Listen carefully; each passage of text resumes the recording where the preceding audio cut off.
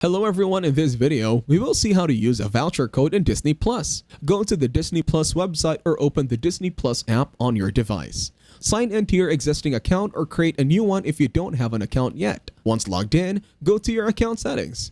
This is typically found by clicking on your profile icon or name in the top right corner on the screen. Look for an option like Redeem Code or Redeem Voucher. This option is usually located in the account settings or subscription section. Click on the Redeem Code or similar option, and a box or field should appear where you can enter your voucher code.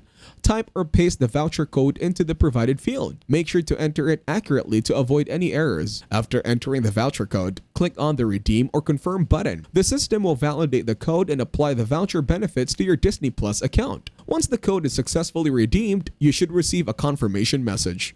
Your account will be updated with the applicable benefits of the voucher code, such as a subscription extension or promotional offer. After redeeming the voucher, you can start streaming Disney Plus content immediately. Explore movies, series, and more available on the platform. If you found this video helpful, you can thank me with a like and subscribe to the channel. See you in another video.